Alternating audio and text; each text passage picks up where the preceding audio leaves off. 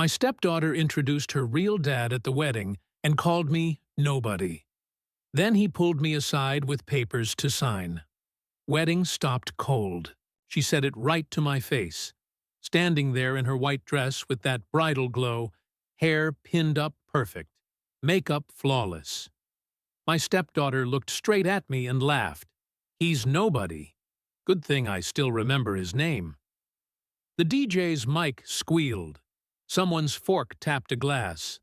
The whole room felt too bright and too quiet at the same time. I didn't flinch. Years of working fraud cases taught me how to keep my face still while my chest rattled. But I felt it like someone reached in and twisted something that wasn't meant to be touched. Then she turned away, like I'd already done my job by standing there and taking it. "And this is my real dad," she announced, voice bright and proud. "He just got here." Her biological father stood near the entrance holding a gift bag, like any other late guest. Same dark suit as half the men in the room. Same shiny shoes. The only difference was the way he wore it, like the suit was there to applaud him. He leaned in for pictures like he'd been practicing in front of a mirror. When he hugged her, he patted her back a little too long, then looked around, scanning faces, soaking in attention that wasn't even his yet. He didn't look like a villain. He looked like a guy you'd see on a Sunday flight home making small talk in the boarding line. Airport cologne and confidence. I'd met his type 1,000 times. You don't smell danger on them. You smell aftershave. My wife stood beside our daughter, with her hands clasped tight in front of her, the way she did when she wanted something to go smoothly. She gave me a look that said, "Please, not tonight, not here." So I did what I've always done. I swallowed it. I forced a small smile. I nodded like she hadn't just cut my legs out in front of 80 people. I'd promised myself I wouldn't be the guy who made a scene at a wedding. I'd promised myself I'd keep my dignity even if nobody else handed it to me. But then the groom's father saw me. He was 62, broad shoulders, silver hair combed back, dealership owner posture. The kind of man who still shakes hands like it matters. He'd been laughing with a group near the bar, holding a plastic flute of champagne like it was a prop. Then his eyes landed on me and his whole body tightened. His mouth opened. "Oh my God, He stopped. His face went pale in a way that didn't fit with the music and the flowers and the big welcome sign by the door. He stared at me like he just walked into the wrong room. The biological father saw it too. I watched his smile falter for the first time all night. The groom's father blinked like he'd been slapped awake. His eyes flicked between me and the biological father. He took a step forward, then checked himself like he remembered where he was. A wedding. A room full of witnesses. And whatever name he was about to say, it wasn't meant for this moment. I stood there in my navy blazer, the one I'd kept pressed in a garment bag, and tried not to let my hands shake. The blazer fit a little tight now. I'd bought it years ago, back when my wife still looked at me like I belonged in the family photos, instead of at the edge of them. The venue was exactly what you'd expect outside Springfield, Missouri. Fake wood beams, big windows with string lights draped across them. Deli trays on a back table, a Costco sheet cake backup, sitting in a box because the real cake made everyone nervous. The smell of coffee, hairspray, and warm chicken. Real American life. Real Midwestern smiles. And me standing there like an extra in someone else's movie. My stepdaughter's friends laughed. Not loud, not cruel, just easy. Like the joke was safe because the target was older, quiet, and already labeled. One of my wife's aunts gave me a tight look, sympathy mixed with discomfort, like she didn't want to get involved. A couple of older guys at a table looked down at their drinks. The room moved on because That's what rooms do. I wanted to move on too. I wanted to focus on the good parts. The groom looked happy. My stepdaughter looked happy. My wife was breathing. The night could still be peaceful if I just stayed small. But the groom's father kept staring like his brain was trying to solve a problem right in front of him. I pretended I didn't notice and walked toward my seat. The place cards were lined up near the entrance. Little white cards with gold script. My name was there. No dad. No stepdad.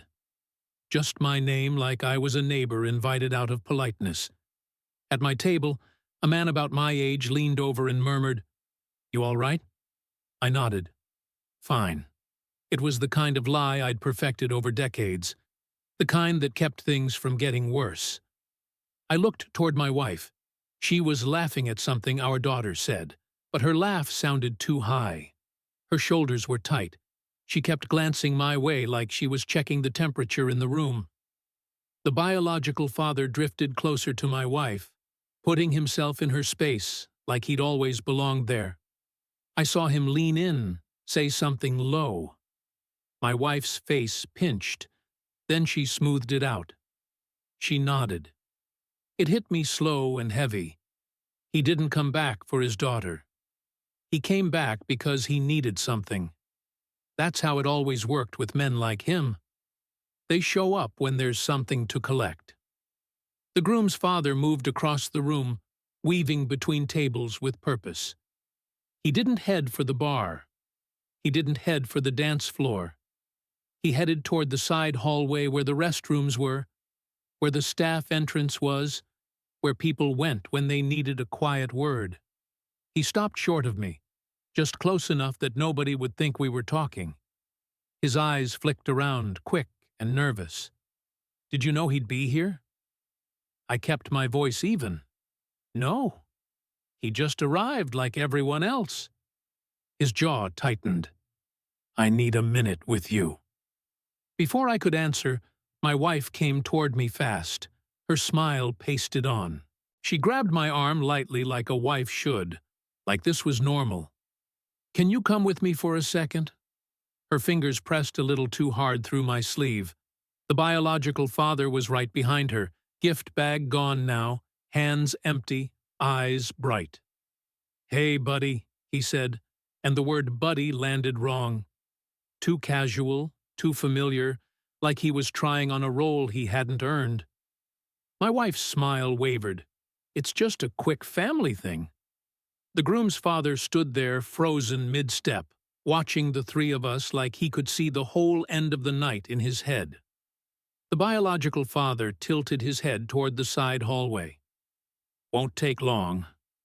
And in that moment, standing under string lights and fake wood beams with a country song playing too softly in the background, I felt something colder than humiliation settle in my stomach. Because I knew that hallway wasn't about family. It was about paper. And somehow, someway, they believed I'd sign. I followed my wife and him down the side hallway because that's what I've always done. When things get uncomfortable, I move instead of arguing. The hallway smelled like cleaning spray and old carpet. A folding table leaned against the wall with extra programs stacked in crooked piles. Somewhere behind a door, a toilet flushed. He walked like he owned the place. My wife walked like she was trying not to trip. This isn't what it looks like, she said, lowering her voice. That's usually when it's exactly what it looks like, I said. He chuckled. Still got that sense of humor, huh, man? It's been a long time. I didn't answer. I watched his hands. Men tell you more with their hands than with their mouths. We stopped near the staff exit. The music from the ballroom was muffled here like the party was happening in another building. My wife reached into her purse and pulled out a thin folder. Cream-colored. Neat. Too neat. We just need your help with something, she said. It's nothing big. He nodded along. Purely temporary. Just logistics. Wedding stuff. I took the folder and opened it. Power of Attorney, Limited. They'd labeled it in bold letters meant to calm people down. Beneath that, language that wasn't limited at all. Authority over accounts. Authorization to open credit lines. A guarantee tied to something called a short-term bridge loan. There was a blank line for my signature and a notary block already filled in except for the stamp. I looked up at my wife. "You brought this to a wedding." Her eyes darted away. "We didn't know when else we'd all be together." He smiled, soft and patient. "Look, I know paperwork isn't fun, but they're trying to get started. Houses aren't cheap anymore. This just helps them qualify." "By putting my name on it," I said. "Just for a bit. You've always been good with money." That stung more than I expected because it was true, and because he was using it. I scanned the page again. Years of reading fine print kicked in automatically. My eyes slid past the friendly headings and landed on the real teeth of it. Broad language, no sunset clause, nothing stopping someone from moving fast and leaving me holding the bag. My wife stepped closer. "Please don't make this a thing. Not tonight." I thought of my stepdaughter at 12 crying in the passenger seat after a fender bender. Thought of the check I wrote for braces without saying a word. Thought of the box in my closet, old shoebox taped shut, filled with receipts nobody ever asked to see. My chest felt tight. My hand hovered over the pen he slid toward me. I almost signed. Then I noticed the address. It was an old one. His. The same address that popped up years ago on a fraud report tied to a shell company that vanished overnight. He'd never been charged. Men like him rarely are. But the paper remembered. I closed the folder. "I need a minute," I said. His smile stiffened. "Come on." I said a minute. I stepped back, pulled out my phone, and dialed the after-hours fraud line at the credit union. It rang once, twice. Went to voicemail. Bad reception or bad timing. My wife's voice cracked. "Why are you doing this?" "Because this isn't help," I said. "It's pressure." A knock echoed down the hallway. A venue staffer poked her head out. "The groom's father asked for you. They're about to start the father-son dance." I looked past her down the hall toward the ballroom lights. The groom's father was pulling the emergency brake. And whatever happened next was about to be public. The groom's father didn't wait for me to answer. He stepped into the hallway himself. Tall frame filling the narrow space, jaw set like he'd already made a decision, and just needed to see if I was going to fight him on it.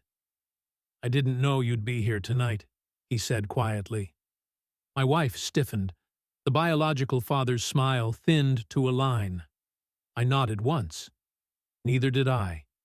His eyes flicked to the folder in my hand, then to the biological father. He didn't bother lowering his voice. "That's interesting, because if he's involved in anything financial around my son, this wedding stops right now." The biological father let out a laugh that was just a beat too late. "Whoa, easy. This is family stuff." The groom's father turned on him. "You don't get to say that word like it means something." The hallway felt smaller. The music from the ballroom drifted in, slow, sentimental, wrong for the moment. He looked back at me. "You still working fraud?" "Semi-retired," I said. "I consult." He nodded, like that answered a question he'd been carrying for years. "Figures." My wife looked between us, confused now. "What is going on?" He took a breath. "Years ago, he helped keep my dealership from going under. Quietly. Didn't ask for a thing. If he hadn't caught what he caught, I'd have been answering questions I didn't have good answers for." The biological father scoffed. "Come on, that was ages ago. Different situation." His eyes went cold. Same pattern. The biological father's jaw tightened. He glanced at my wife. This is getting blown way out of proportion. I finally spoke up. Then you won't mind explaining why you need my signature. Silence. The groom's father leaned closer to the biological father. What did you ask him to sign? He hesitated. Just a flicker. Enough. A temporary authorization, he said. For the kids. The groom's father turned to me. May I? I handed him the folder. He read fast, faster than most people his age. He didn't miss the notary block or the broad language. His face darkened. You brought this here, he said. My wife's voice was small. It was just to help them get approved. He looked at her gently. Approved for what? She opened her mouth, closed it. He exhaled through his nose. My son hasn't applied for anything. That landed hard. The biological father took a step back. Listen. No, the groom's father said. You listen. I've been getting calls all week. Investment opportunities. Short-term financing. I thought it was noise. Now I see it's you. The truth slid into place in my head, clean and sharp. He wasn't here for his daughter. He wasn't even here for me. He was here because he thought my name, quiet, boring, trustworthy, could unlock doors. The groom's father looked at me again. You all right? I nodded, though my heart was pounding. I almost signed. My wife gasped. I didn't, I said, but I almost did. He straightened. That's enough for me. He turned toward the ballroom. We're handling this now. The biological father grabbed his arm. You can't do this here. He shook him off.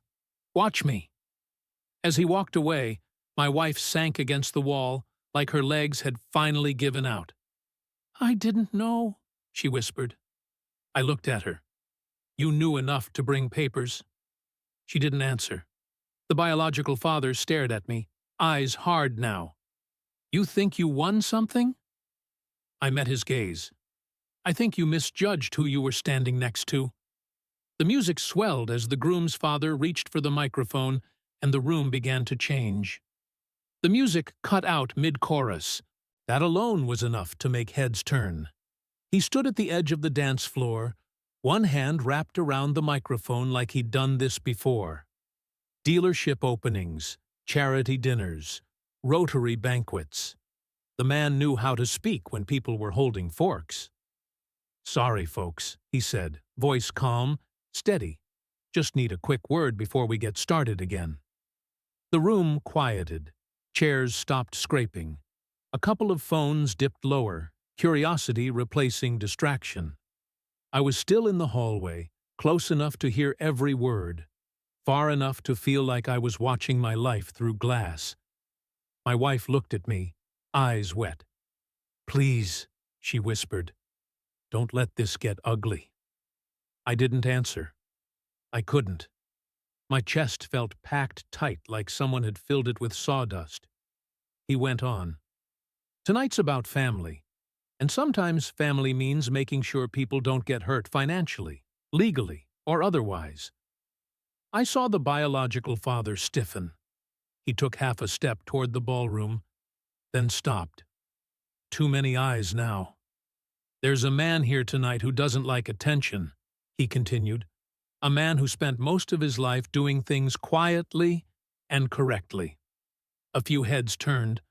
I felt it before I saw it. The slow pivot of attention. He lifted his chin and said my name. The room shifted. I stepped forward without thinking.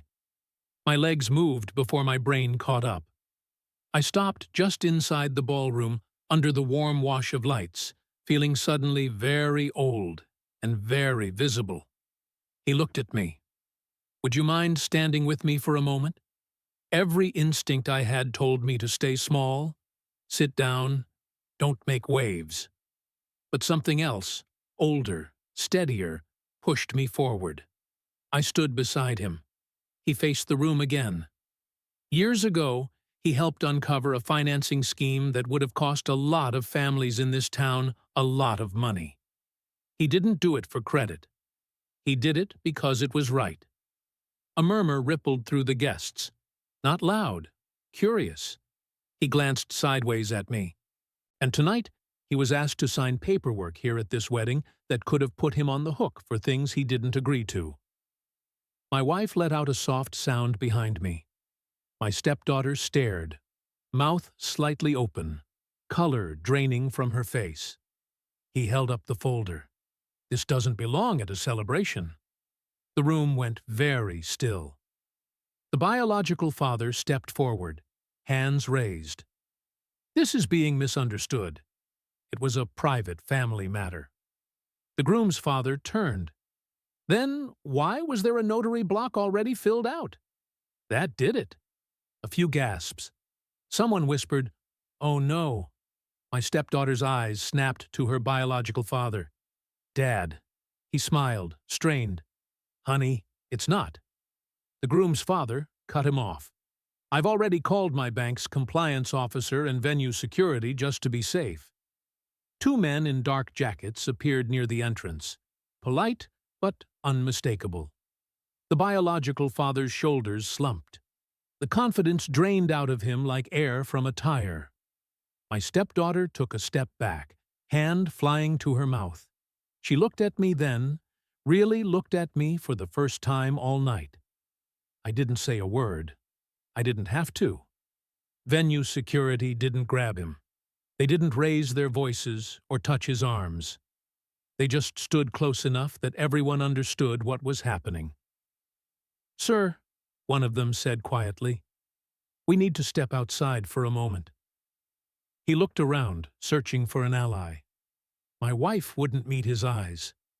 My stepdaughter stood frozen, both hands clenched in front of her dress like she was holding herself together by force. "This is ridiculous," he said, trying for a laugh that didn't come. "I flew all this way for my daughter's wedding." The groom's father didn't raise his voice. He didn't need to. "You're not being accused of anything," he said. "Not yet. But you're not signing anything here. And you're not pressuring anyone in my son's family." The biological father turned to me. For the first time, the charm was gone completely. "You could have handled this privately," he said. I met his eyes. I tried. That was the truth. And the truth carried more weight than anything else I could have said. He hesitated, then nodded once, sharp and angry, like he was making a mental note. He followed security toward the exit. As he passed my stepdaughter, he reached out like he might touch her shoulder, then thought better of it. The doors closed behind him. No applause, no cheering, just a thick, stunned silence. The groom's father set the microphone down carefully like it was something fragile. "Thank you for your patience," he said to the room. "Let's all take a breath." The DJ hovered, unsure. He gave him a small nod. "Music's fine." The country song came back on, softer than before. People started moving again, slowly, carefully, like they were walking on ice. My stepdaughter turned toward me. I'd imagined this moment 100 times in my head over the years. Not like this, but still. I'd imagined her finally seeing me, acknowledging me. Her face crumpled. "I didn't know," she said, voice barely holding. "I swear I didn't know." I believed that she hadn't known everything. I also knew she'd known enough. "You knew I wasn't nobody," I said gently. "You just decided it was easier to say it out loud." She flinched like I'd slapped her. Tears spilled fast, ruining the careful makeup.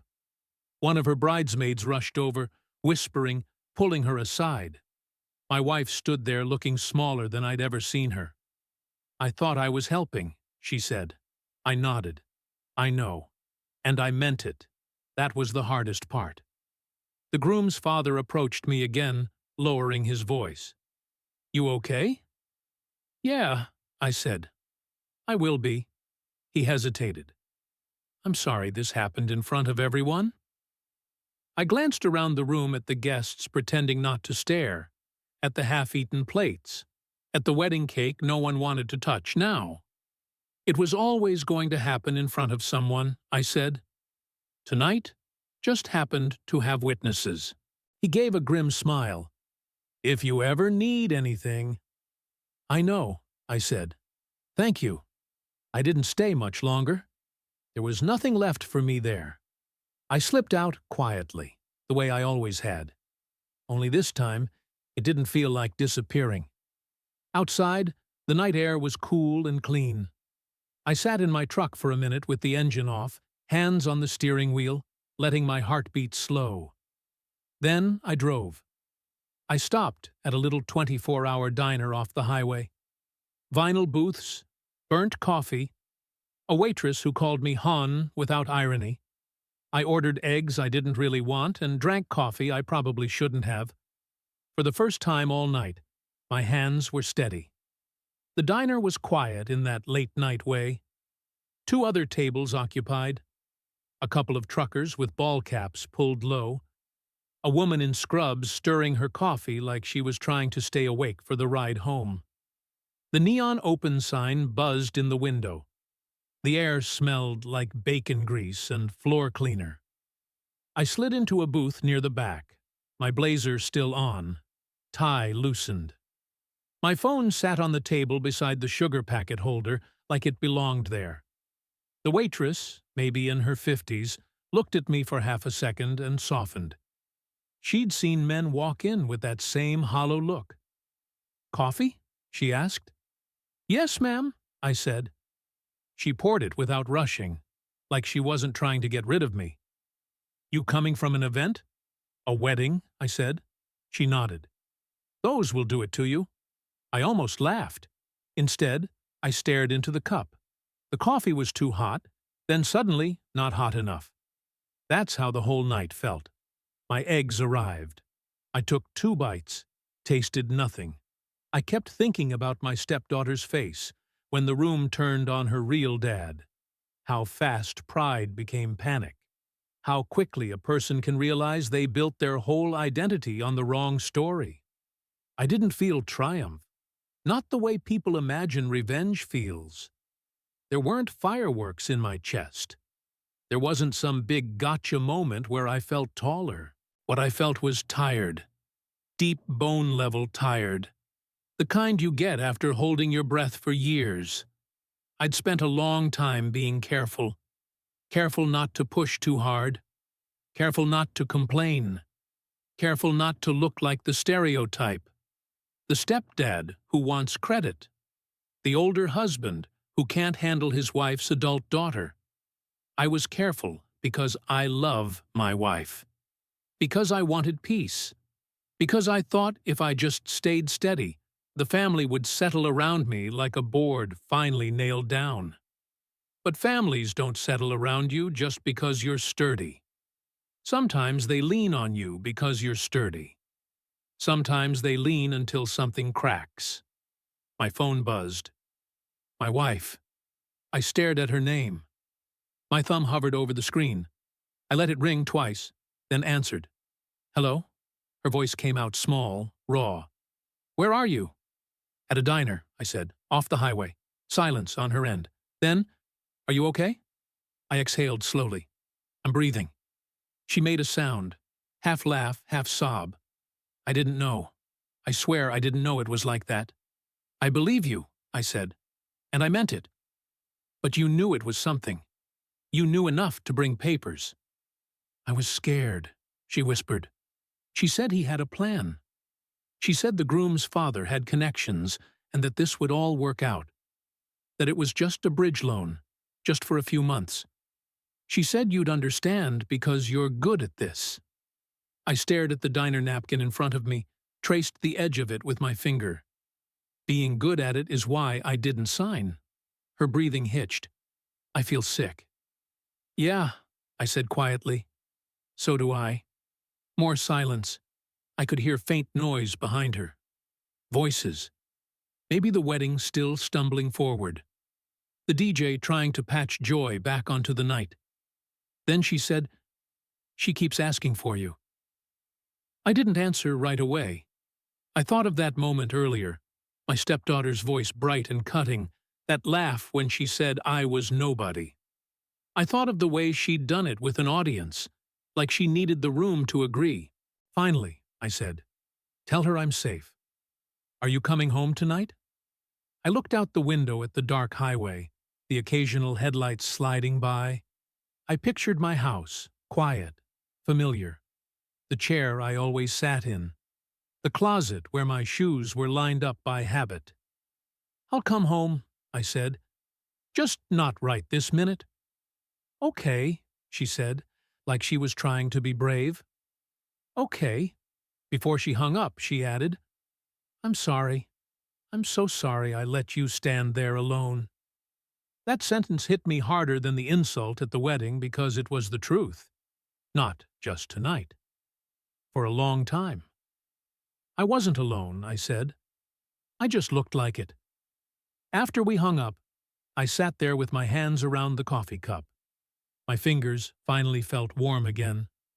I thought about the groom's father of all people being the one to step in. A man who didn't owe me anything, who barely knew me in a social sense, but recognized a danger because he'd seen it before. Recognized a pattern. Recognized the kind of paperwork that ruins lives. And I thought about my own pattern. The quiet man. The steady man. The man who keeps receipts. Keeps records. Keeps his mouth shut because he thinks that's what adults do. Maybe it is. Maybe it isn't. What I knew for sure was this. Dignity isn't something other people hand you. It's something you hold on to, even when your hands are shaking. I paid my check and left a tip bigger than I normally would.